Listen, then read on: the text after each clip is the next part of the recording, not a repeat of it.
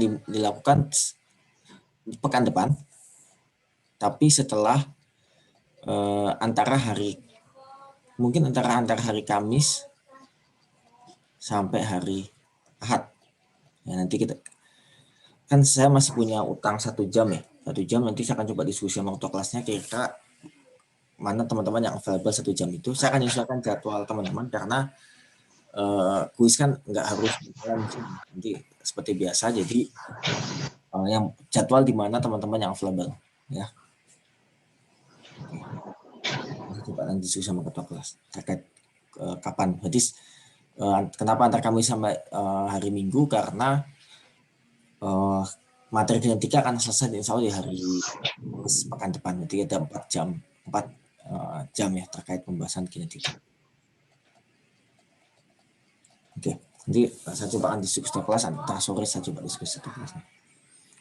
Oke, ada pertanyaan terkait ini? Tidak ada, Pak. Oke. Sebelum kita masuk lebih jauh terkait genetika ya. Jadi seperti yang saya pernah ceritakan di awal-awal perkuliahan terkait termodinamika dan mungkin dosen lain sudah menyampaikan bahwa pembahasan ilmu kimia itu bisa kita bagi menjadi 3. Nah, saling berkaitan sama satu lain. Pertama adalah termodinamika. Yang kedua adalah struktur. Yang ketiga adalah dinamika. Ya. Nah, kinetika itu termasuk pembahasan di dinamika. Ya. Dinamika itu nggak cuma reaksi kimia ya, bisa juga difusi, terus kemudian difusi gas segala macam itu juga masuk dalam dinamika. Ya, termodinamika udah kita bahas kemarin ya, mulai dari kita belajar tentang termokimia, terus kemudian termodinamika itu sendiri, delta G, kemudian masuk ke kesetimbangan, terus masuk ke asam basa, ya. Di asam basa kita juga sempat nyerempet ke struktur ya, hubungan antara struktur dengan asam basa. Kemudian elektrokimia itu juga masuk dalam bab termodinamika. Ya, karena di saat itu kita fokusnya adalah berapa terkait dengan energi, kemudian terkait dengan kespontanan. Ya, atau berapa banyak produk yang dihasilkan, itu adalah pembahasan termodinamika. Nah, tapi kita sama sekali tidak membahas terkait dengan dinamikanya. Dinamikanya itu seberapa cepat laju itu jalan. Ya, karena ada proses kimia yang dia itu spontan tapi nggak jalan. Ya, contoh yang paling ini adalah ketika teman-teman punya hidrogen. Ini teman punya campuran gas hidrogen nih. Ini overview dulu ya biar teman-teman punya persepsi sebenarnya kenapa kita perlu belajar kinetika ini. Teman punya gas hidrogen, punya gas oksigen dalam satu tangki yang sama. Kalau teman-teman biarkan ini sampai setahun ya, di suhu kamar, maka reaksi ini nggak akan pernah jalan. Hidrogen nggak akan terbakar dengan oksigen. Atau kita ganti bensin lah. Teman punya bensin, ya dikasih udara di atasnya, ya sampai kapanpun juga reaksi nggak akan jalan.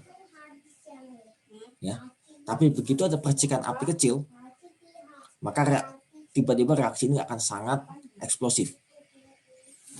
Nah, padahal kita tahu pembakaran bensin itu spontan.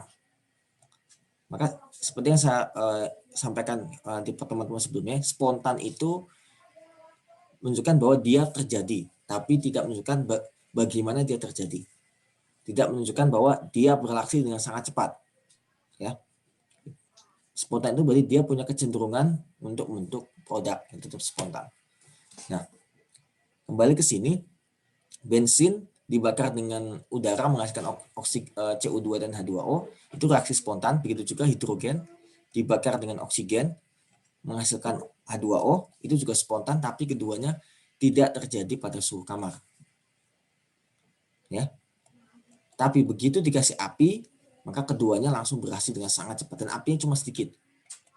Nah, nanti kita bahas terkait dengan energi aktivasi. Berarti reaksi kimia itu akan membutuhkan suatu energi awal agar terjadi reaksi. Ada beberapa reaksi kimia terjadi pada suhu kamar ya, banyak juga yang terjadi pada suhu kamar, tapi banyak juga reaksi kimia yang sebenarnya bisa terjadi tapi dia butuh semacam pemicu.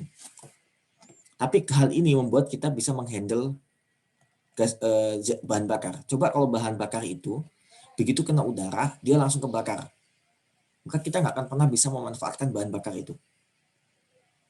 Ya, seperti itu. Jadi karena dia dia butuh energi awal ya untuk bisa bereaksi, maka kita bisa menghandle selama kondisi lingkungan energi yang tidak mencapai energi pembakaran, energi awal pembakaran, maka bahan bakar itu aman. Maka tangki-tangki pertama itu aman selama dia tidak energinya tidak mencapai energi awal untuk membakar. Nanti teman-teman belajar pembakaran ada nanti istilahnya adalah flash point. Ya, suhu minimum agar bahan bakar zat bisa terbakar, itu namanya flash point. Jadi nanti ini bisa dilihat di MSTS ya. Kalau teman-teman udah praktikum KIDAS kan ya, meskipun secara online kan biasanya diminta data MSTS. Nah, itu bisa dilihat di MSTS, misalkan gas hidrogen itu flash point-nya berapa. Berarti di bawah suhu itu dia aman terhadap pembakaran ya. Tapi di atas suhu itu dia akan terbakar. Tapi harus dilihat flash point itu sangat tergantung pada kondisinya. Misalkan tekanannya berapa dan seterusnya. Itu adalah bagian dari dinamika. Seperti itu. Atau contoh lain misalkan intan ya, dua-duanya intan dan grafit itu dua-duanya karbon. Grafit itu lebih stabil dibandingkan intan ya. Secara termodinamika grafit lebih stabil. Berarti reaksi ini dari grafit menjadi intan menjadi grafit itu spontan. Delta G-nya itu kurang dari 0, dia spontan. Tapi kita nggak pernah mengamati bahwa intan itu berubah menjadi grafit. Dalam ordik kehidupan kita ya. Kita nggak pernah mengamati intan itu berubah menjadi grafit. Padahal reaksinya spontan. Nah, karena reaksi ini ternyata membutuhkan energi awal yang sangat besar. Sehingga intan, kita bisa katakan dia sangat stabil. Meskipun intan berubah menjadi grafit itu spontan.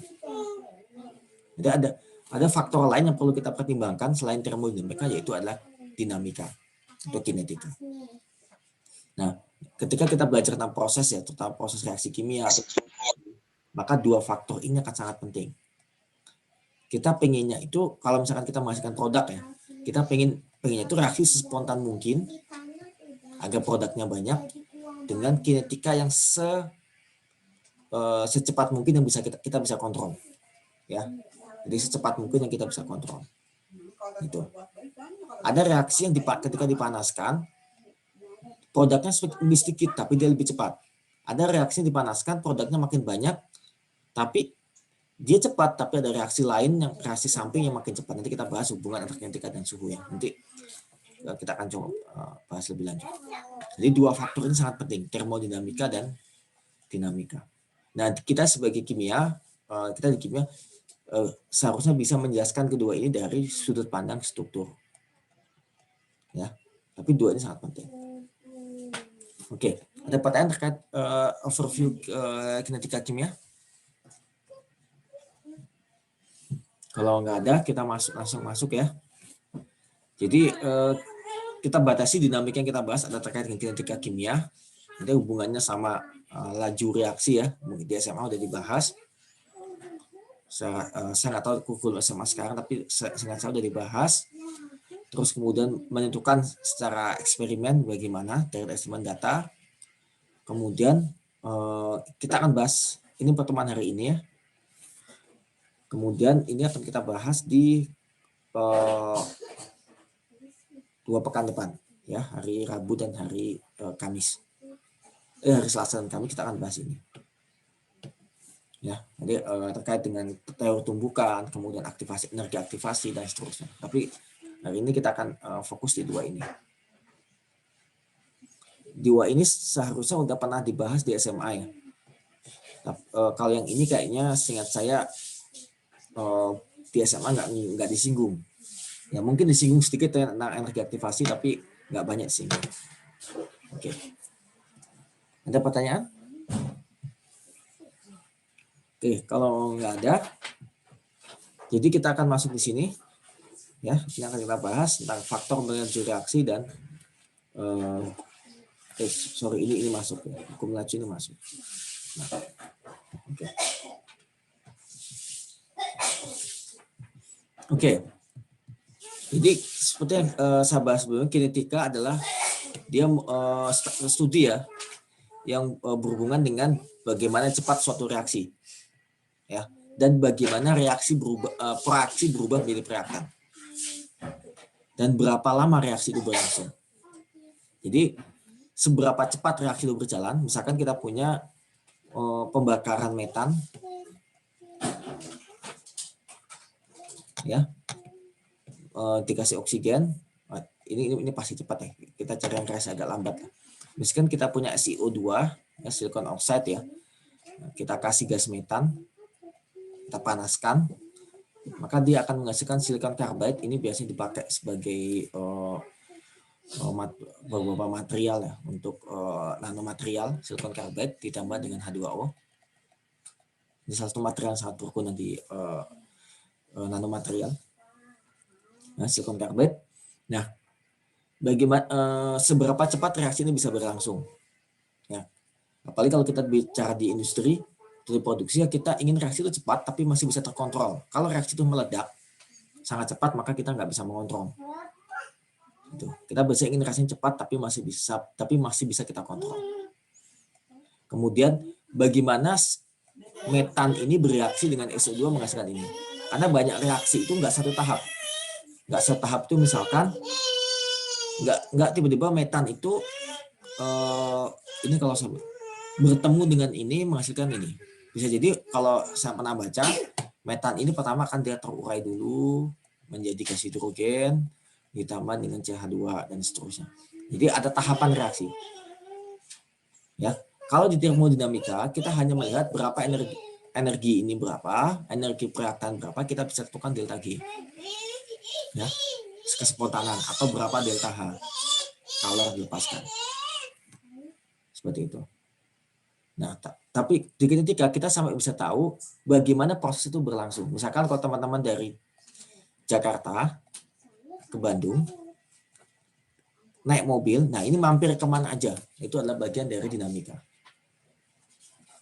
Karena itu mempengaruhi waktu ya. Semakin banyak kita mampir kan waktu akan semakin banyak terpakai gitu.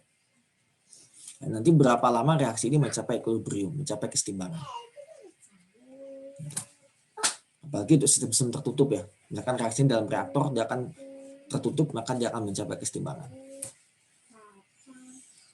Itu adalah terkait dengan kinetika. Nah, terkait seberapa cepat ya. Kalau cepat kan kita bahas ukuran dengan laju ya. Ya, seberapa cepat maka kita ukur dengan laju, maka ada istilah laju reaksi. Ya. Laju reaksi ini adalah seberapa cepat reaksi berlangsung, seberapa cepat reaktan habis, dan seberapa cepat produk terbentuk. Itu adalah laju reaksi. Nah, karena kalau kita di fisika laju itu simbolnya apa? S ya. Kalau V kan kecepatannya. Ini simbolnya S. Laju itu adalah, kalau di fisika adalah jarak, misalkan jarak itu R, delta R ya dibagi dengan delta T kan ya. Nah, nanti di kinetika maka laju juga R kita sebutnya biasanya atau S terserah ya. Biasanya R di sini. R itu adalah delta konsentrasi dibagi dengan delta T. Karena secara meaning sama ya, antara laju kendaraan sama laju reaksi kimia. Oke, ada pertanyaan sampai sini?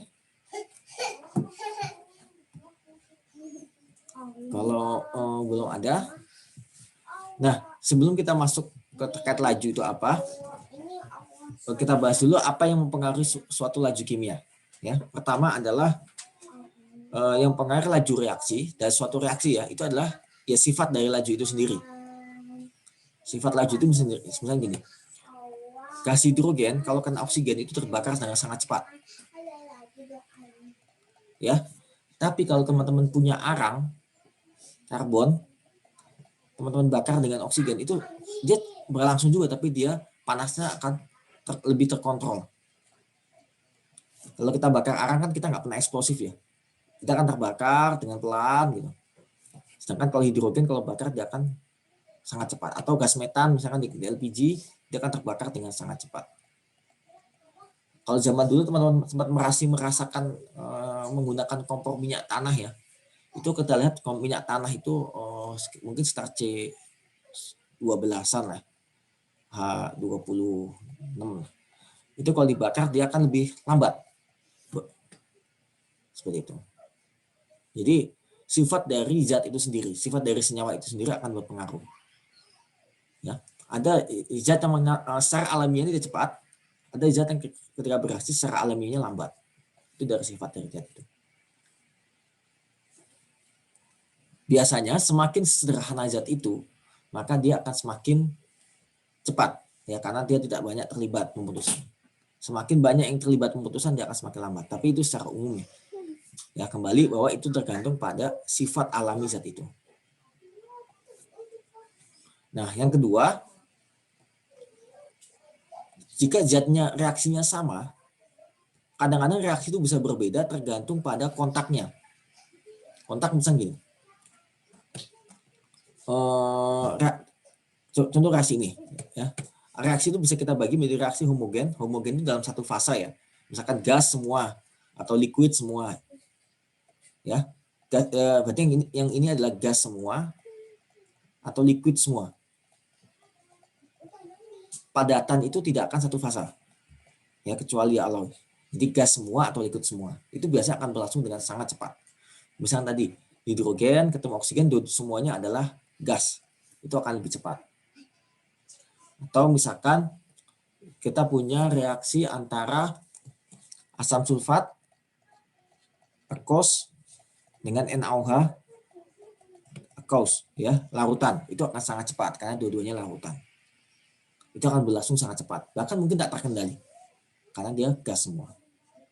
Nah, reaksi akan lambat jika dia berbeda fase. Biasanya lebih lambat dibandingkan ini. Hidrogen itu berbeda fase, misalkan ada gas dicampur dengan liquid, ya atau gas bercampur dengan padatan. Nah, itu adalah beda fase.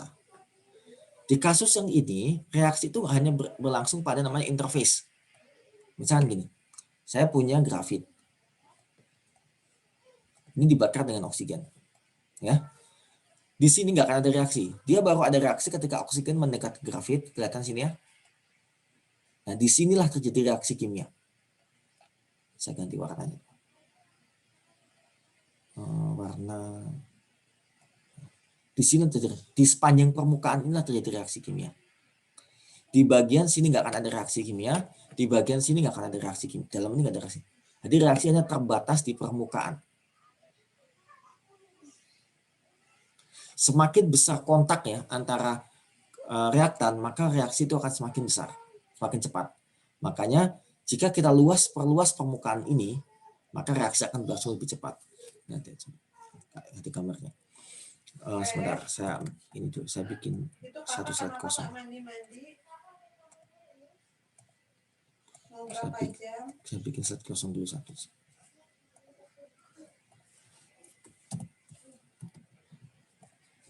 Oke. Nah, sebagai contoh, ya, kita punya sama-sama 10 gram CaCO3. Yang satu masih satu ungkul gini ya.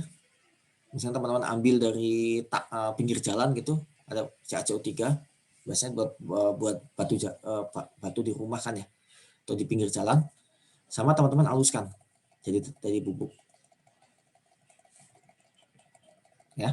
Nah, kemudian dua-duanya sama-sama dicelupin ke dalam HCl 1 molar. Ini juga HCl 1 molar. Sama-sama 1 gram, 10 gram. Ketika kita masukkan keduanya ke sini, maka yang kedua yang udah jadi bubuk itu akan lebih cepat dibandingkan ketika yang jadi ini yang pertama, ini yang kedua. Maka yang kedua akan lebih cepat dibandingkan yang pertama. Karena kalau ini dia cuma segini, permukaannya segini, seluas bola ini. dia akan bisa bereaksi hanya di sini, ya, kalau di dalam sini. Kalau ini, ketika dia akan bisa bereaksi di banyak tempat sekaligus, seperti itu, ya. Jadi dan teman-teman bisa hitung sendiri lah kalau dengan menggunakan kalkulus sederhana ya. Jadi kalau kita punya satu bola, ini anggap aja volumenya sama ya. Volumenya sama ketika dia dibuat 2 buah bola dengan total volume yang sama, maka dia akan lebih baik, luas permukaan yang ini akan lebih besar dibandingkan yang awalnya. Ini bisa dihitung lah pakai pendekatan pakai geometri sederhana. Ya, berarti semakin besar kontak antara reaktan, terutama di reaksi yang fasenya berbeda, itu akan semakin cepat. Makanya menghaluskan reaktan itu akan mempercepat fase, mempercepat reaksi, atau nanti membuat emulsifier itu juga akan mempercepat reaksi. Awalnya misalkan gas sama liquid, kalau direaksikan misalkan nih contoh pembakaran bensin. Ini bensin, ini O2. Reaksi itu hanya terjadi di sini. Dan itu akan lambat. Ya, ini numbuk, ini pergi, nggak semuanya bereaksi. Tapi kalau kita menguapkan bensin ini, maka dia akan lebih cepat. Atau kita kasih gas, sehingga bensin ini akan teremulsifier keluar, sehingga dia bisa bereaksi dengan oksigen. Itu juga lebih cepat. Seperti itu. Oke, itu adalah terkait dengan kontak antar reaktan ya. Berarti khususnya di reaksi yang beda fasa. Semakin besar luas permukaan kontak, maka dia akan semakin cepat. Ya, sampai ada pertanyaan? Oke, masih sederhana ya. Nah, kemudian adalah konsentrasi dari reaktan. Semakin besar konsentrasi, maka dia akan semakin cepat. Nah, sebenarnya secara umum ya, kenapa ada reaksi kimia? Itu adalah karena dia tumbukan antar molekul. Jadi A ditambah B, misalkan kayak gini ya. Dia bertumbukan. Nanti kita bahas lebih lanjut ya. Tumbukan, misalkan gini. Kemudian dia bereaksi misalkan. Untuk AP,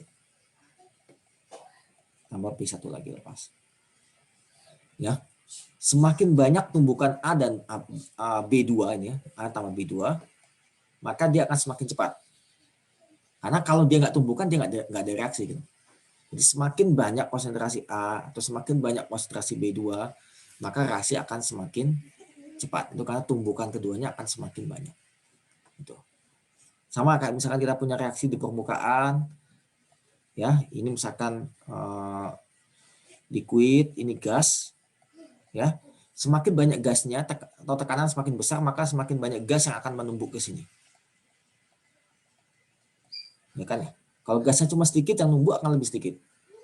Seperti itu. Jadi semakin banyak bereaksi ya, maka kalau ini terutama buat ini ya, konsentrasi ini terutama buat gas dan larutan. Yang kita bisa bilang konsentrasinya atau tekanannya. Kalau untuk padatan solid ya dan liquid itu biasanya adalah terkait dengan luas permukaan yang kita bahas tadi. Ya, karena konsentrasi padatan itu tidak punya makna kalau dalam reaksi kimia, karena bisa jadi dia banyak tapi dia ngumpul di satu kayak kita bahas tadi. Jadi konsentrasi itu hanya untuk gas dan larutan, sedangkan solid dan liquid itu adalah masuk ke tentang luas permukaan. Bisa dia lebih sedikit solidnya, tapi permukaannya besar. Akan lebih cepat dibandingkan yang jumlahnya banyak, tapi luas permukaan lebih kecil. Itu khusus untuk solid dan liquid. Oke, sampai sini pertanyaan? Oke. Nah, berikutnya adalah katalis. Ada beberapa reaksi kimia yang itu sangat lambat. Nah, ketika kita tambahkan katalis, dia akan semakin cepat secara signifikan. Nanti kita bahas lebih lanjut lah terkait katalis, dan ini salah satu topik yang sangat penting di kinetika, dan ini termasuk sesuatu yang teman-teman di kimia ya, atau mungkin di engineer ya, yang lain ya, di teknik material segala macam itu sangat perlu mempelajari terkait dengan katalis, terutama ketika mengimplementasikan reaksi kimia di skala lebih besar. Karena katalis bisa awalnya nggak bereaksi sangat-sangat lambat atau bahkan tak teramati, dia menjadi reaksi yang sangat cepat. Itu adalah fungsi dari katalis.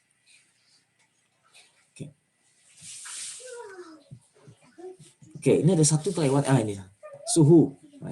Ini paling penting sebenarnya. Ya, suhu. Ini satu sini, ini nggak kelihatan sini. Suhu nomor 4 ya. Suhu atau temperatur. Ya, umum. Ini kaidah umum ya. Semakin tinggi suhu, maka tumbukan akan semakin banyak. Maka laju akan semakin cepat. Jadi umumnya laju reaksi itu akan naik ketika suhu dinaikkan. Itu secara umum. Ya. Seperti itu. Umumnya. Kenapa saya bilang umumnya? Berarti ada kondisi tidak seperti ini, tidak selalu ya. Karena bisa jadi ini, kenapa tidak selalu? Misalnya kita punya reaksi A menjadi B. Atau kita kasih contoh yang ini aja. Kita punya misalkan ini adalah etilen ya, salah satu bahan polimer ya, etilen. Kita reaksikan dengan air, dia akan menghasilkan etanol. Ya. Reaksi ini ketika kita panaskan dia akan makin cepat. Tapi di suhu tinggi ternyata etilen misalkan dia bisa terurai menjadi etuna atau asetilennya, gas karbit ya, ditambah hidrogen. Jadi ketika dipanaskan ada reaksi samping. Otomatis kan ada reaksi samping, seakan-akan kita mengamati etanol yang dihasilkan berkurang. Produknya tidak sebanyak suhu sebelumnya. Sehingga kita katakan, oh berarti dia lajunya turun. Karena kan jumlahnya lebih sedikit dibandingkan suhu sebelumnya. Jadi kalau kita misalkan ini sebagai wawasan aja, ini reaksi 1, ini reaksi 2. Reaksi 1 ketika dipanaskan, ini suhu ya, dia akan naik. Ya. Reaksi 2 misalkan di awalnya sangat lambat. Ketika suhu tertentu dia naik. Nah di sini kita ngamati ketika dipanaskan suhu naik ya. Tapi begitu ke sini, net saya ganti dengan warna biru. Jadi ketika di sini ini netnya ya, net bersih buat etanol, dia akan seperti ini. Karena dia dikurangi oleh reaksi kedua. Atau etanol terurai ketika dipanaskan. Misalkan terurai menjadi apa gitu, teroksidasi atau apa. Sehingga dia akan seakan-akan dia berkurang. Ya. Kalau kita lihat per reaksi kimia dia pasti bertambah. Tapi reaksi dia secara total bisa jadi berkurang. Itu maksud saya. Nanti kenapa umumnya. Jadi kalau nanti teman-teman ketemu di proses yang real di reaksi, ketika teman panaskan kok lajunya berkurang, jangan heran, bisa jadi ada reaksi lain di situ yang kalau misalnya yang berkompetisi dengan reaksi yang teman-teman lakukan atau yang menguraikan produk yang teman-teman hasilkan. Oke, ada pertanyaan di situ terkait ini tuh. Ya, jadi poin penting situ ya. Jadi belum tentu memanaskan sistem itu akan pasti menaikkan reaksi yang teman-teman inginkan. Bisa jadi reaksi lain juga akan muncul ketika suhu dinaikkan. Tapi tetap secara prinsip menaikkan suhu itu akan mempercepat laju reaksi. Oke. Hari ini kita akan lebih banyak konsep ya terkait ini. Nanti paling perhitungan akan di pertemuan berikutnya. Nah, kita udah bahas tentang laju reaksi, faktor apa saja yang pengaruh laju reaksi, yaitu yang tadi kita bahas. Pertama adalah sifat dari zat itu sendiri, kemudian adalah permukaan ya, kemampuan untuk kontak, khususnya buat padatan dan liquid, kemudian konsentrasi, yaitu buat gas dan larutan, kemudian suhu, dan adanya katalis. Nah, sekarang bagaimana mendefinisikan laju itu sendiri? Ya, laju itu bisa kita definisikan sebagai laju berkurangnya reaktan atau laju terbentuknya produk. Ya, kita bisa lihat dari sudut pandang reaktan dan dari sudut pandang produk. Nah, kalau teman-teman ingat, laju itu adalah besaran skalar. Ya, dan nilainya akan selalu positif. Berarti laju itu tidak mungkin negatif. Ya, kalau teman ingat ada beda antara laju dan kecepatan. Kalau kecepatan itu velocity, dia besaran vektor ya, jadi bisa aja negatif. Tapi laju itu besaran skalar, maka dia adalah selalu positif. Nah, kalau kita lihat dari sudut pandang reaktan, ya kan kalau laju itu kan pasti laju ya, R misalkan simbolnya, itu adalah delta konsentrasi dibagi delta T. Delta T ini pasti positif. Ya, karena kan perubahan waktu ya itu pasti positif. Tapi delta konsentrasi itu bisa positif, bisa negatif. Positif kalau dia bertambah, negatif kalau dia berkurang. Tapi laju itu selalu positif. Ya, laju itu selalu positif. Berarti di sini akan ada simbol plus minus, tergantung pada kondisinya. Kalau dia berkurang negatif, maka dia harus kasih negatif seperti ini. Reaktan itu berkurang ya, reaktan kan berkurang, maka ini delta konsentrasinya itu negatif. Karena delta konsentrasinya negatif, sedangkan laju itu harus positif, maka kita kasih simbol negatif. Sehingga totalnya dia akan positif. Itu kenapa dia ada negatif ya di reaktan. Tapi di produk itu kan bertambah ya. Dia bertambah, maka delta konsentrasinya itu adalah positif. Ya karena dia positif, maka dia nggak perlu lagi dikasih simbol negatif sini. Karena dia udah positif, maka dia udah cukup positif sini. Itu kenapa persamaan antara laju reaksi ya, antara kalau kita menggunakan sudut pandang reaktan dan sudut pandang produk itu berbeda. Di simbolnya saja. Di tandanya. Tandanya ini ada negatifnya dan ini adalah positifnya. Seperti itu. Nah, dan laju itu akan sebanding dengan koefisiennya. Jadi misalnya gini. Ini saya buatkan satu slide kosong di sini sebentar.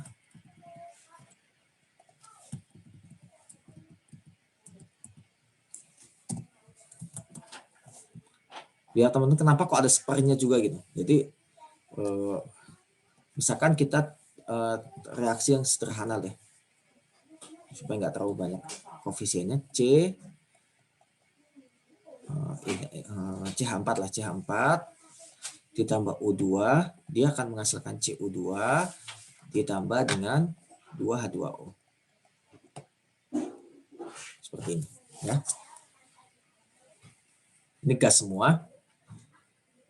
Kalau kita misalkan dari setiap dia kalau dia bertambah ya, ini berkurang, ini berkurang min 5 ya, berkurang min 5, maka oksigen akan berkurang min 10 karena dia 2 kali dari CH4 ya. CO2 akan terbentuk 5 karena dia 1:1. H2O akan terbentuk 10 ya. Jadi laju CH4 ini CH4 ya, sini aja. Laju CH4 itu akan sama dengan delta CH4 dibagi dengan delta T. Kasih minus ya, karena dia laju CH4. Karena dia negatif. Ini akan anggap aja waktunya misalkan 10 detik semuanya ya. Maka ini ada 5 min 5 dibagi dengan 10 adalah setengah. Kalau yang ini dengan cara yang sama, ini akan sama dengan 1 ya, laju dari O2. Dengan cara yang sama, ini akan sama dengan R dari CO2 itu adalah setengah, R dari H2O itu adalah 1. Jadi 10 dibagi dengan waktunya 10 detik. Ya. Ini min, makanya jangan lupa dikasih negatif ya, biar dia positif. Karena laju itu pasti positif. Nah, kalau kita lihat sini, perbandingan laju CH4, perbandingan laju CO dengan O2, dibandingkan dengan laju CO2, dibandingkan H2O, itu adalah sama dengan perbandingan koefisiennya. Ini kan 1 banding 2 banding 2 banding banding 1 banding 2. Ini ke sini adalah 1 banding 2 banding 1 banding 2. Jadi laju reaksi itu akan sebanding dengan koefisiennya. Semakin besar koefisiennya, maka laju reaksinya akan semakin besar. Karena deltanya akan semakin besar. Nah, kalau kita diminta laju reaksi keseluruhan, ya, laju reaksi keseluruhan, maka semuanya kita bandingkan terhadap koefisien 1. Ya. Kalau CH4 koefisien 1, maka dia adalah sama dengan setengah. Kebetulan dia CH4 koefisien 1. Kalau O2, ini koefisien 2 ya. Kalau dia koefisien 1, maka ini harus dibagi dengan 2, dibagi dengan koefisien dia.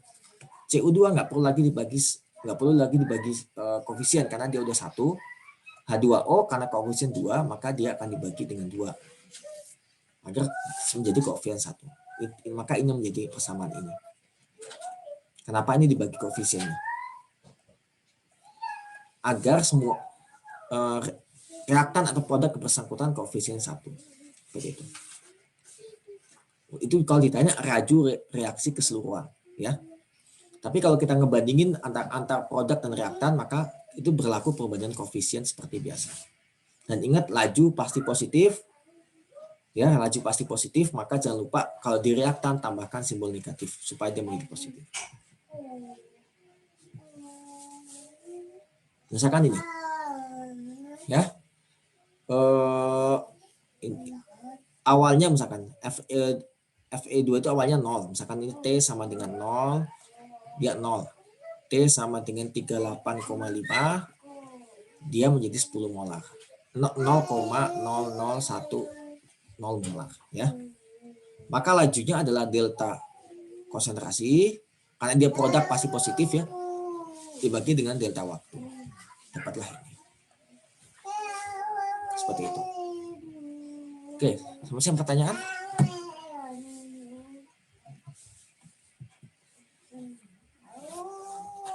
Oke, coba ini. Kita kerjaan bareng aja. Ini sederhana. Coba dibaca sebentar. Jadi 2CO ditambah dengan oksigen akan menghasilkan CO2. Laju berkurangnya CO adalah 2 molar per second. Berapa laju berkurangnya oksigen? Oke. Ya. Jadi diketahui laju berkurangnya CO itu adalah 2 molar per second. Ditanya berapa laju berkurangnya oksigen. Ya. Nah, ini berlaku perbandingan koefisien biasa. Ini koefisien 1, ini koefisien 2, maka sama dengan 1/2 kali laju CO. Berlaku koefisien biasa. Maka sama dengan 1 molar per second. Itu adalah half as large. Jadi berlaku perbandingan koefisien biasa. Karena laju kan sebanding sama konsentrasi ya. Dengan waktu yang sama, maka berlaku perbandingan konsentrasi dan berlaku juga perbandingan mol. Oke, ada pertanyaan sampai sini? Saya masih ada waktu 10 menit nih. Kayaknya kekejar.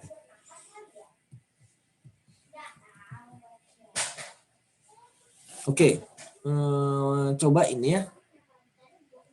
Coba dilihat dulu sebentar. Saya kasih waktu 1 menit lah. Mana laju reaksi terhadap NO? Ya, atau saya minta 1 orang lah untuk menjawab.